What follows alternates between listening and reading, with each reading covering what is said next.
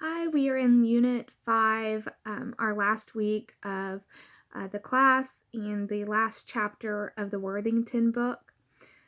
Um, the question was asked, can psychological science help us know God better? And we were also asked, how would you answer that question after reading this book? And is the question different now in light of what we've read in the Worthington book? And how can science and religion continue to dialogue? For myself, I am continually learning about psychological science, and I would say yes, my views have changed after reading the Worthington book. There, prior to reading the book, I really was not 100% sure how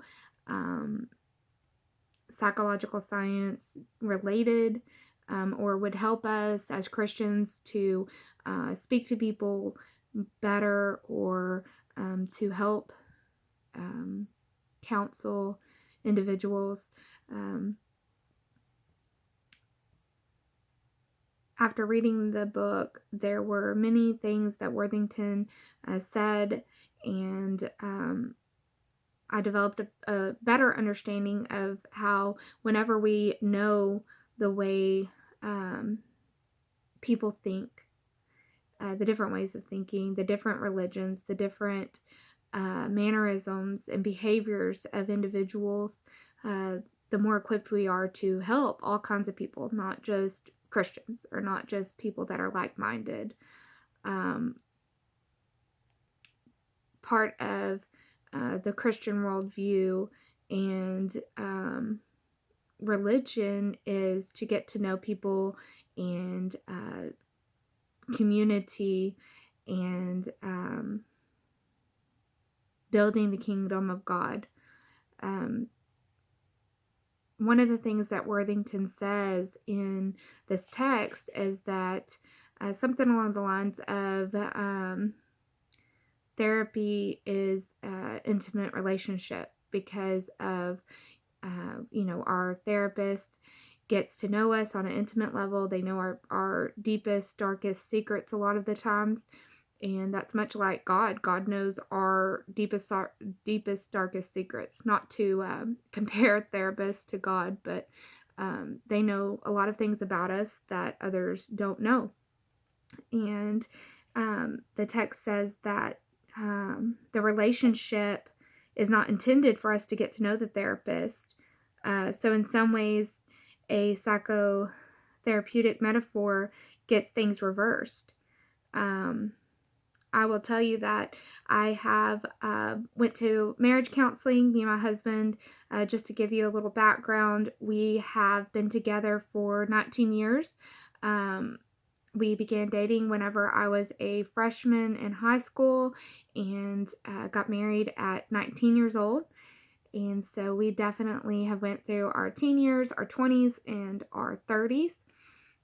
During that time, there has been a lot of change. I'm no longer the 15-year-old I was, and he's no longer an 18-year-old boy. So there was a lot of things that we had to learn to do differently as we grew in our marriage.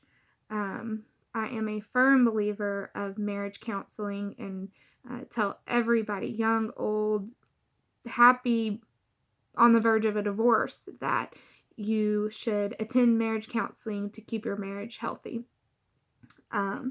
Worthington in the book, one of the things that I really liked that he said this week was that Watson Williams settled on psychotherapy as a helpful metaphor for religious knowing.